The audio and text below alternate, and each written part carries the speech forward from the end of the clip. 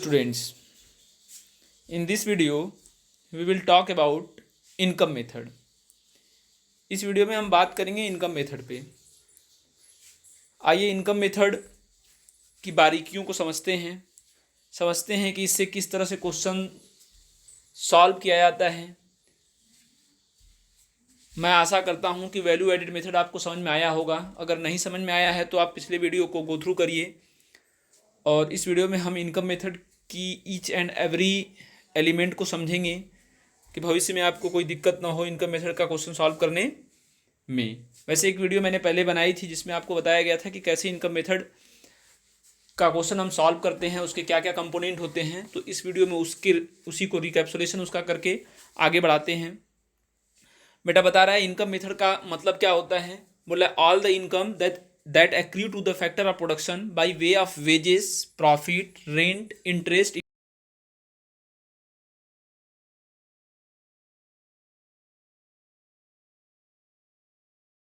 Income चाहे वो wages के फॉर्म में हो, प्रॉफिट के फॉर्म में हो, रेंट के फॉर्म में हो, इंटरेस्ट के फॉर्म में हो, अगर हम सारी इनकम को जोड़ते हैं तो हम नेशनल इनकम पे पहुंच जाते हैं। एक्चुअल में जब हम सारी इनकम्स को जोड़ते हैं जो कि फैक्टर ऑफ प्रोडक्शन को मिलता है तो प्रॉफिट, रेंट, इंटरेस्ट के फॉर्म में मिलता है, तो हम डोमेस्टिक इनकम पे एनडीपीएफसी पे जाते हैं और वहां से हम एनएनपीएफसी पे सफल कर सकते हैं। इसका ट्रिक मैंने आपको बताया है कि किस तरह से एनडीपीएफसी से एनएनपीएफसी पे हम जा सकते हैं, तो ये आपको पता ही होगा। अब हम बात करते हैं कि इनकम के कौन कौन से कंपोनेंट हैं, लोग कहाँ कहाँ से पैसा कमाते हैं। तो उसमें पहला कंपोनेंट है कंपनसेशन ऑफ एम्प्लॉयज। एक इकोनॉमी में लोग कहाँ से पैसा कमाते हैं। तो पहला तरीका क्या होता है कि लोग दूसरों के लिए काम करते हैं। पहला तरीका होता है इनकम कमाने का कि हम अगर दूसरों के लिए काम करें, दूसरों के लिए मेहनत करें, नौकरी करें, चाकरी करें, तो हमें क्या होगा, पैसा प्राप्त होगा। तो ये तो पहला तरीका हो गया कंपनसेशन ऑफ एम्प्लॉयज। टेक्निकली अगर हम क्वेश्चन सॉल्व करते हैं तो कंपनसेशन ऑफ एम्प्लॉयज के डीप में जाना जरूरी है। उसके अंदर और भी क्या चीज़ें आती हैं, क्या क्या चीज़ें कंपनसेशन के फॉर्म में होती हैं, इसको समझना बहुत ज़रूरी है। इसलिए इसको पढ़ते हैं, पैराग्राफ की रीडिंग करते हैं, उसके बाद आपको बताते हैं। बता रहा है COE refers to amount paid to employees by the employer for rendering productive services. बोला एक एम्प्लॉय जब प्रोडक्टिव सर्विस रेंडर करता है तो एम्प्लॉयर उसको कुछ ना कुछ पैसा प्रोवाइड करता है, फैक्टर पेमेंट प्रोवाइड करता है। ये आता है किसमें, कंपनसेशन ऑफ एम्प्लॉयज में। बात क्लियर है। बोल रहा है कि कंपनसेशन ऑफ एम्प्लॉयज का मतलब वो पैसा जो एक एम्प्लॉयर फैक्टर सर्विस प्रोवाइड करने के कारण एम्प्लॉयज को देता है, वो पैसा सीओई कहलाता है, कंपनसेशन ऑफ एम्प्लॉयज कहलाता है। कोई दिक्कत नहीं है। बोला इट कंप्राइजेस ऑफ 3 एलिमेंट। इसमें 3 एलिमेंट्स आते हैं। कंपनसेशन ऑफ एम्प्लॉयज मतलब अगर हम एम्प्लॉयर के यहाँ काम कर रहे हैं और बदले में मुझे जो सैलरी मिल रहा है,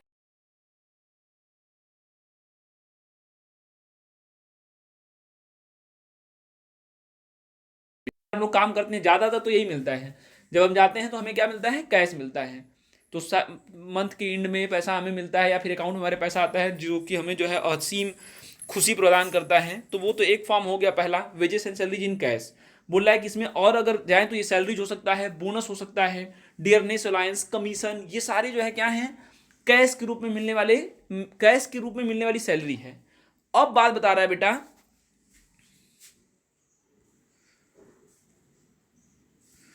अब उसकी बात बता रहा है कि सैलरी केवल कैश के रूप में नहीं मिलती है, सैलरी अन्य सर्विस के रूप में भी मिल जाती है। जैसे हम लोग पहले बार्टर एक्सचेंज का उदाहरण लेते हैं। जिस समय हम लोग क्या करते थे दूसरे के यहाँ, या अभी भी गांव में ऐसा होता है कि लोग हमारे यहाँ काम करते हैं और बदले में जब पैसे के लिए वो लोग देखते हैं हमारी तरफ, तो हम लोग पैसा ना दे के उनको गेहूँ, चावल, आम, अमरूद, लीची ये सब दे देते हैं।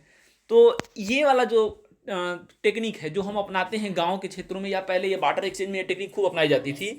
तो ये भी एक तरीका है, सैलरी का एक फॉर्म है सैलरी का। तो दोनों तरीका, या तो कंपनसेशन ऑफ एम्प्लॉयज किस तरीके का हो सकता है, एक कंपनसेशन कैश के रूप में मिल सकता है, एक सर्विस के रूप में मिल सकता है। जैसे मुझको फ्री में रेंट फ्री हाउस मिल गया रहने के लिए, कार मिल गई, मेडिकल सर्विस मिल गई, कुछ एजुकेशनल फैसिलिटी जैसे मिलिट्री वगैरह के मिलिटेंट्स वगैरह हैं, वो लोग उन लोगों को बच्चों को पढ़ाने के लिए जो है अलग से फीस, अलग से सर्विस मिलती है कि आप बच्चों को पढ़ा सकते हैं। उनके लिए आर्मी स्कूल भी होते हैं, अलग से सैलरी में कुछ पार्ट उनको जोड़ा जाता है, एजुकेशन फैसिलिटी दी जाती है। तो ये भी क्या है बेटा, ये सर्विस का, ये सैलरी का हिस्सा है। तो बोल रहा है कि अगर कंपनसेशन ऑफ एम्प्लॉइज न देके wages and salaries in cash दिया हुआ है, wages and salaries in kind दिया हुआ है, तो हम इसको क्या करेंगे, जोड़ेंगे। अगर तीनों दे दिया मतलब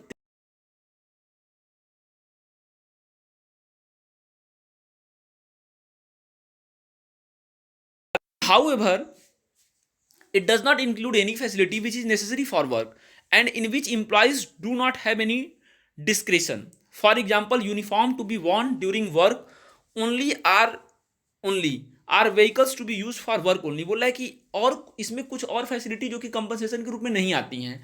बोला ये ध्यान देने वाली बात है कि बहुत सारी ऐसी फैसिलिटी हैं जो कि सैलरी के रूप में तो मिलती है लेकिन वो कंपनसेशन में नहीं आती हैं। जैसे यूनिफॉर्म पहनना, अगर आप किसी कंपनी में हैं और कंपनी का यूनिफॉर्म जरूरी है, जैसे मान लो कि आप ऐसी जगह पे हैं जहाँ पे हीट जनरेट हो रहा है और कंपनी आपको यूनिफॉर्म दे रही है, वो पहनने के लिए जो कि मैंडेटरी है, अगर आप नहीं पहनेंगे तो आप हार्म हो सकते हैं, इंजर्ड हो सकते हैं। तो ये क्या है, ये कंपनसेशन ऑफ एम्प्लॉइज के रूप में नहीं आता है, ये कंपनसेशन के रूप में नहीं आता है, ये सैलरी के रूप में नहीं आता है। तो इस बात को आप ध्यान दीजिएगा। बोल रहा है कि wages in salary in cash in kind दोनों आता है, कंपनसेशन का ही फॉर्म है। लेकिन अगर जो जरूरी काम के लिए, मतलब ऐसी सर्विस जो कि कंपनी आपको प्रोवाइड कर रही है क्योंकि उनका काम रुक जाएगा अगर वो नहीं प्रोवाइड करेंगी, तो उस तरह की सर्विस को हम सैलरी नहीं मानते हैं, सैलरीज इन काइंड नहीं मानते हैं। एग्जाम्पल के तौर पे क्या मैंने आपको बताया कि अगर आप यूनिफॉर्म पहने हुए हैं कंपनी का, जो कि आपको कंपनी प्रोवाइड करती है, that is mandatory for the company, तो that will not include in the compensation of employees.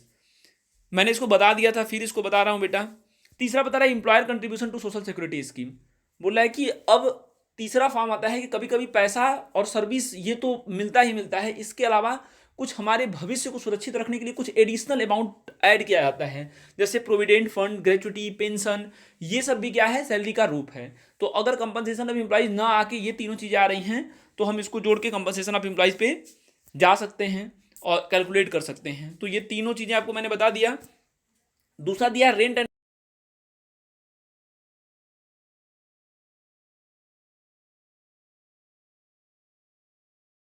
है। तो दूसरा है कि अगर मेरे पास घर है और मैंने किराए पे दिया हुआ है घर, तो उससे भी मुझको पैसा मिल सकता है, तो ये भी हम क्या करेंगे, ऐड करेंगे, ये भी एक इनकम है। तीसरा पता है रॉयल्टी।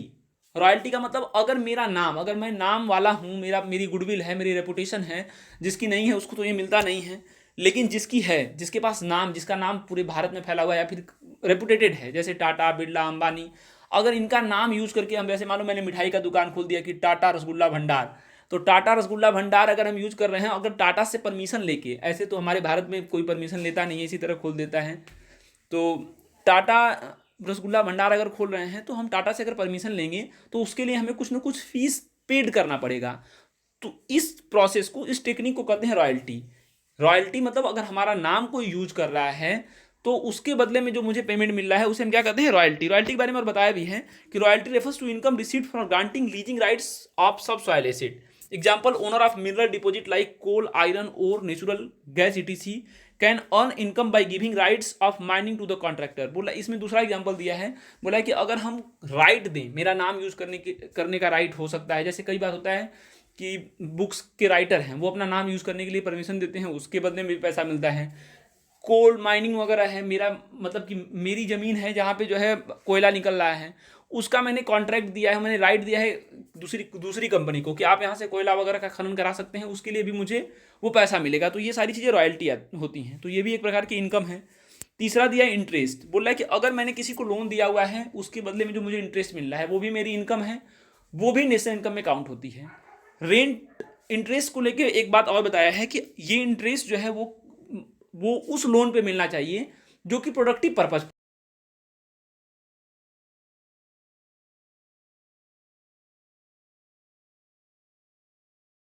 लोन लिया है कुछ बनाने के लिए। अगर कंजप्शन पर्पज के लिए लोन लिया है और उससे इंटरेस्ट अगर मिलेगा तो वो पैसा काउंट नहीं होगा, तो इस बात पे ध्यान दीजिएगा।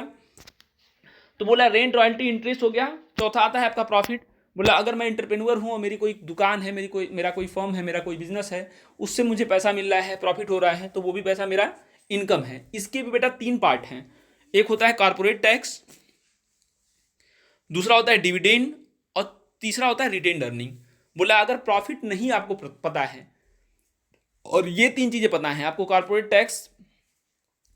कॉर्पोरेट टैक्स, डिविडेंड और रिटेन्ड अर्निंग। कॉर्पोरेट टैक्स मतलब जो हम टैक्स के रूप में मतलब कि अगर मेरा फर्म है, मेरे पास जो इनकम हुई, तो सारा पैसा तो मैं ही नहीं खाऊंगा, तो उसमें से मैं कुछ पैसा टैक्स दूंगा, कुछ उन लोगों को पैसा पेड करूंगा जिन लोगों ने मेरे कंपनी में पैसा लगाया है, और उसके बाद कुछ पैसा मैं अपने दुकान को चलाने के लिए या फर्म को चलाने के लिए, भविष्य में कोई दिक्कत ना हो, स्मूथ फंक्शनिंग हो, उसके लिए सुरक्षित रखूंगा।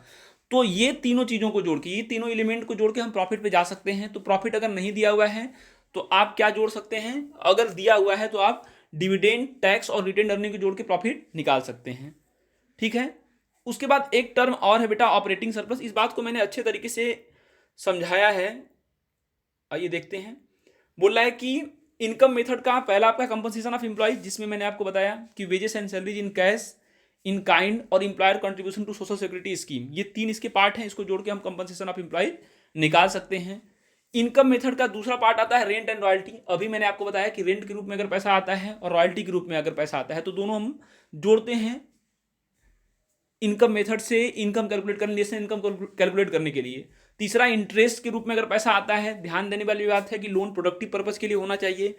फिर प्रॉफिट का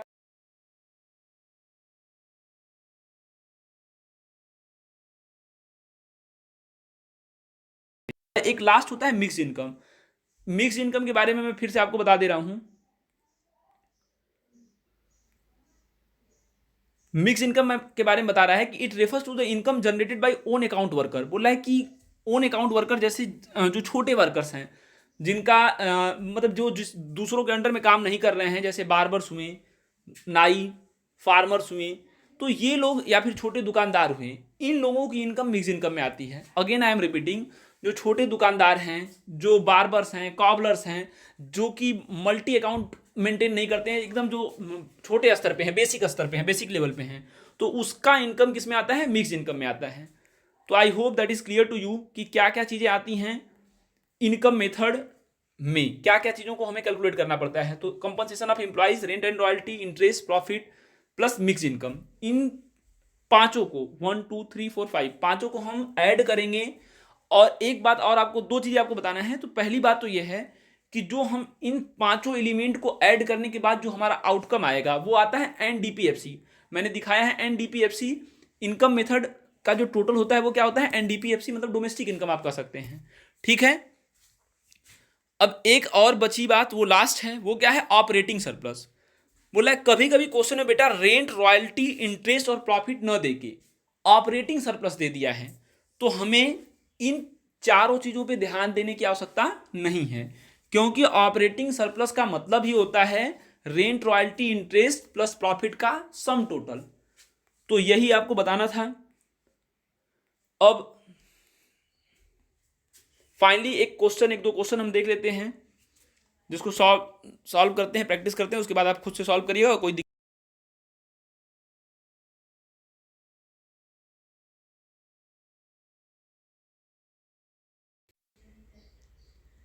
एलिमेंट दिया हुआ है rent, royalty, interest, compensation of employees, profit और मिक्स इनकम। तो जैसा कि हम देख रहे हैं सारा एलिमेंट, कोई भी इसमें ऐसा नहीं है जिसको लेके कोई एडजस्टमेंट करना है या जिसको नहीं लेना है, सारा ही जोड़ना है।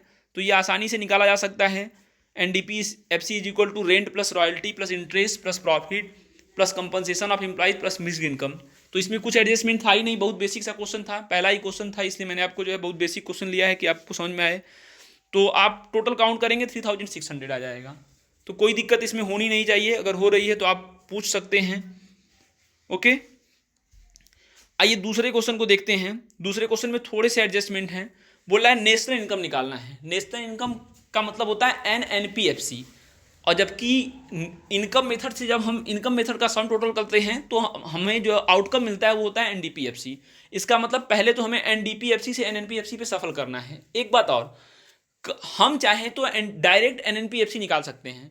सफलिंग में जो एलिमेंट ऐड करना है, जैसे एनडीपीएफसी से एनएनपीएफसी पे जाना है, मतलब एनएफआईए ऐड करना है, तो डायरेक्टली हम एनएनपीएफसी लिख के एनएफआईए ऐड कर दें और इनकम मेथड का कंपोनेंट लिखने के बाद ऐसे कर सकते हैं। या फिर एनडीपीएफसी पहले निकाल लें फिर एनएनपीएफसी पे जाएं। तो मैंने पहले एनडीपीएफसी निकाला है, फिर मैं एनएनपीएफसी पे सफल किया हूँ। तो आइए देखते हैं। एलिमेंट दिया हुआ है कंपनसेशन ऑफ एम्प्लॉइज 13,300 जो कि ऐड होगा, वेजेस इन काइंड 200। यहीं पे थोड़ा सा दिमाग लगाइए। बोला है कंपनसेशन ऑफ एम्प्लॉइज अगर दे दिया है 13,300, तो वेजेस इन काइंड या वेजेस इन सैलरी, इन सब का कोई लेना देना नहीं है, क्योंकि ये सब जोड़ने के बाद कंपनसेशन ऑफ एम्प्लॉइज ही आएगा। तो हम वेजेस इन काइंड को एलिमिनेट कर देंगे। इनडायरेक्ट टैक्स, इसका अभी कोई जरूरत नहीं है, अगर सफलिंग में देखते हैं जरूरत होती है कि नहीं। Gross domestic fix capital formation, कोई लेना देना नहीं।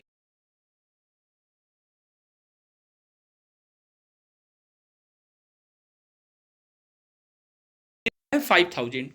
मिक्स इनकम, इसकी जरूरत है 16,100। NFIA, इसकी जरूरत फिलहाल तो नहीं है, सफलिंग में आ सकती है। Net export -100। आइए अब इसको सॉल्व करते हैं। बोला है NDPFC is equal to compensation of employees की जरूरत थी तो इसको हमने ले लिया, ऑपरेटिंग सरप्लस की जरूरत थी, इसको भी हमने ऐड कर दिया, और लास्ट मिक्स इनकम। इन सबको जोड़ेंगे तो 13,300 plus 5,000 plus 16,100, we will get 34,400 in the form of NDPFC। NDPFC के फॉर्म में हमें 34,400 मिल गया। अब यहाँ से बेटा हम सफल कर सकते हैं NNPFC में। जैसा कि आपको पता है NDPFC से अगर NNPFC पे जाना है तो नेट और प्रोडक्ट और फैक्टर कॉस्ट ये तो सब सेम है, केवल डोमेस्टिक से नेशनल पे सफल करना है, जिसके लिए हमें NFIA को ऐड करना पड़ेगा, net factor income on from abroad. तो वैसा ही हम लोगों ने किया है, 34,400 प्लस 300 हमने ऐड किया, और फाइनली हमने 34,700 34,700 हमारा आंसर आ गया NDPFC। अगर कोई दिक्कत है बेटा, पहले तो आप इन ट्रिक्स को अपनाइए, कंपोनेंट की स्टडी करिए। मैंने सारी बातों को बता दिया है कि क्या क्या चीज़ें होती हैं, कौन कौन सी चीज़ें होती हैं। तो एक बार आप इसको गो थ्रू करिए, एक बार बुक की रीडिंग करिए, और उसके बाद आप क्वेश्चन सॉल्व करना शुरू करिए। कोई परेशानी है तो आप पूछ सकते हैं। This is all for today, thank you.